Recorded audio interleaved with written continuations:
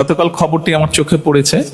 খবরটি গতকাল 8ই জুলাই প্রকাশিত হয়েছে। খবরটা আনফরচুনেট কি ফরচুনেট, এটি বিচারের দায়িত্ব আমি আপনাদের কাঁধে ছেড়ে দিচ্ছি, আপনাদের উপরে ছেড়ে দিচ্ছি।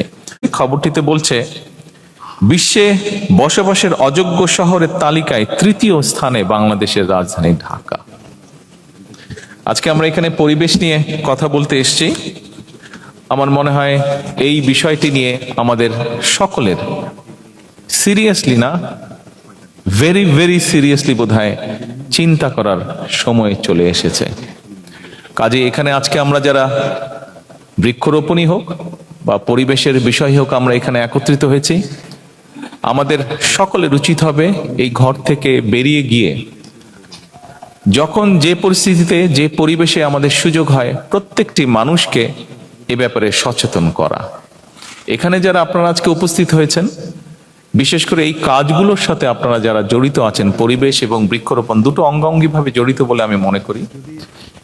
আমাদের সকলের বোধহয় দায়িত্ব, আমাদের সমাজে বহু মানুষ আছেন যারা এই সকল বিষয়ে খুবই অজ্ঞ, এটি অস্বীকার করে খামাখায় লাভ নেই। এই অজ্ঞ মানুষগুলোকে এই ব্যাপারে সচেতন করাটা বোধহয় আমাদের দায়িত্ব এবং আমাদের একটা পবিত্র কর্তব্য বলে আমি মনে করি। কেন মনে করি?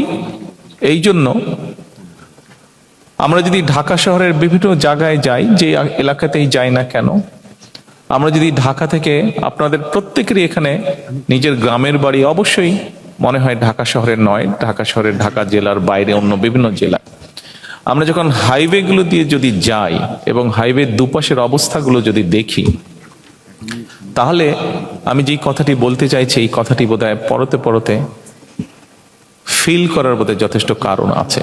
এবং গত পরশুদিন আমি সাভারে গিয়েছিলাম সেনাবাহিনীর একটি প্রশিক্ষণ কেন্দ্র দেখতে। যাওয়ার সময় দুপাশে মিল ইন্ডাস্ট্রি আছে, অবশ্যই সেটি একটি ভালো বিষয়, কিন্তু মিল ইন্ডাস্ট্রির কারণে সবকিছু মিলিয়ে দুপাশের রাস্তার যে অবস্থা, এটি আপনাদের প্রত্যেকেরই চোখে পড়েছে।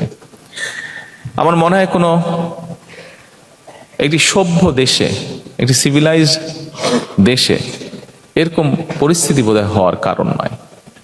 এই অবস্থা তৈরির জন্য কম বেশি আমরা যেরকম সকলেই দায়ী, আমি ব্যক্তিগতভাবে মনে করি আমরা সকলে চেষ্টা করলে এই অবস্থার পরিবর্তনটিও আমরা করতে পারবো।